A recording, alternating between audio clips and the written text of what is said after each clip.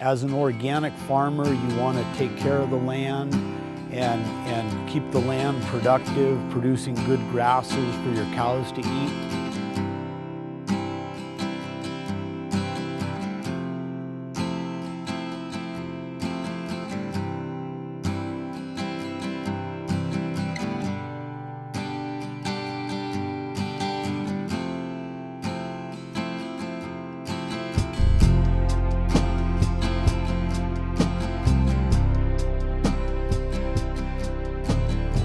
Well, I was born and raised here.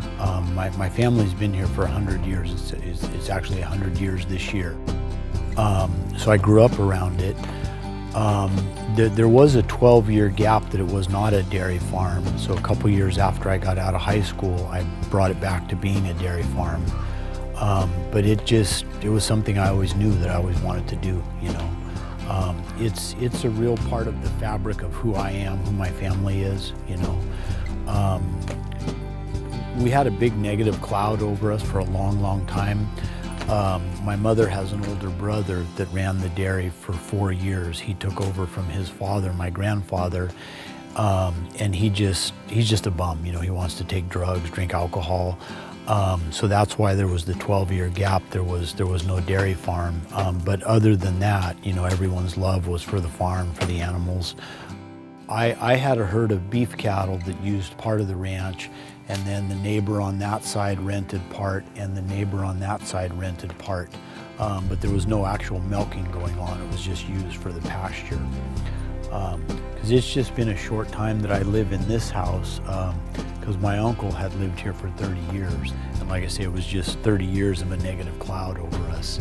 And you know, that's why things are pretty run down. There's no shrubs and bushes, no flowers or anything. Now this year we're faced with the drought, so everybody's living pretty conservatively in case you have to buy water or dig another well or whatever. And then prior to the drought, in '09, when the recession went bad, milk prices were low, you know, so there again, everyone was just in kind of survival mode. But otherwise, you know, things would be on track, you know, put a new roof on the house, put some bushes in, put a traditional white picket fence, but everybody's kind of just in survival mode is the term you hear. But it, you know, for us here, it really kind of hit us, you know, because, you know, I had plans, like I said, to kind of spruce up the house, paint it, put in some new windows, and you kind of put all that on the back burner. Because your livestock, that's your number one thing, you know, so once they're taken care of, then you do extra things for yourself, but you always make sure your livestock is taken care of. It would be the same as a person with a business. You know, say you had a restaurant and you had 10 employees, you want to make sure that they're happy, you know, and then you'll do extra things, you know. Because in one sense, it's like the cattle are your employees, and if they're not happy, they're not going to produce milk, they're not going to produce good quality milk, you know, so it all kind of starts from there. Yeah.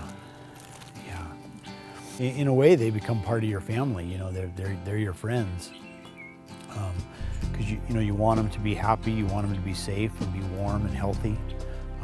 You want everything for them that a mother wants for her children, that parents want for their children, you know.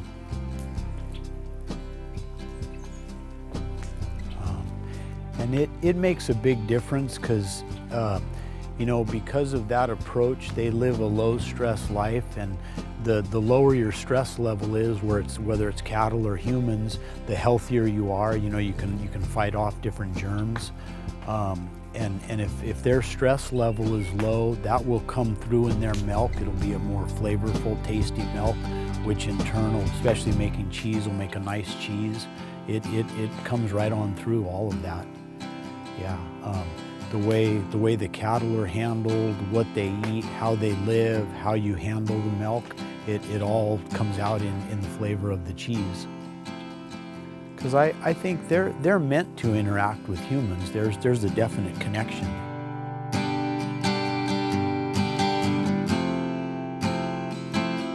Good morning, my name is John Taverna. I'm a dairy farmer in Petaluma, California. We're in Sonoma County.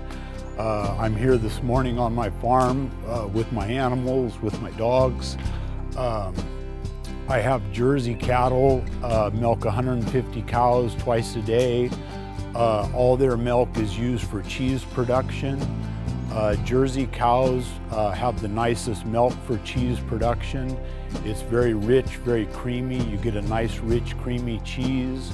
You know, out in the background, you can kind of see we've got rolling hills, we've got oak trees. As an organic farmer, you want to take care of the land and keep the land productive, producing good grasses for your cows to eat. Right now, everything's kind of brown. We haven't had any rain yet. The drought is a very big issue right now for all of California, for all farmers. It's something that's on all of our minds. Probably here within the next month, we should start getting rain and all this countryside will turn green. And when that happens, the cows will be out eating the green grass. Right now, they still are allowed to go out into the pasture. They go out every day, but once it becomes green, then we won't have to supplement them with alfalfa because they'll be getting the green grass from the ranch. But yeah, the drought is a very serious thing right now, and like I say, it is on everyone's mind.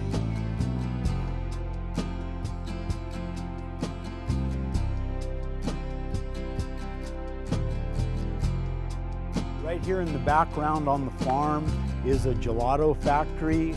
It's a small one-man operation. I met these folks 4 years ago. They contacted me. We built a real friendship. They're a nice young couple, very energetic, very ambitious. So they leased this little portion of land from me, and they set up their little gelato factory. They sell their product at farmers markets in San Francisco. They utilize about 30 gallons of my milk per week. It's been a real win-win for both of us. You know, they're able to be right here on the farm. They can make a high-quality product with high-quality milk. They like the Jersey milk because it's nice and rich and creamy, and that's what you want for gelato. So it's been a real win-win for both of us.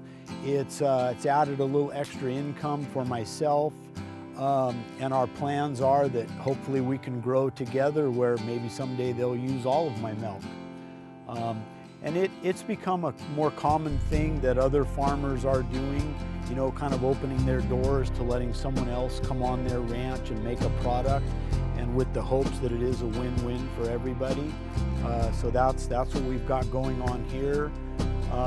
We've got plans down the road to maybe put a similar operation where we would make cheese also and become a little more diversified. It's something we're pretty excited about, we're looking forward to. Yeah. I think as an organic farmer, you're more in tune with your cattle, with your ranch, probably more in tune than you ever were before. Prior to being organic, you always thought you were in tune with your cows and with your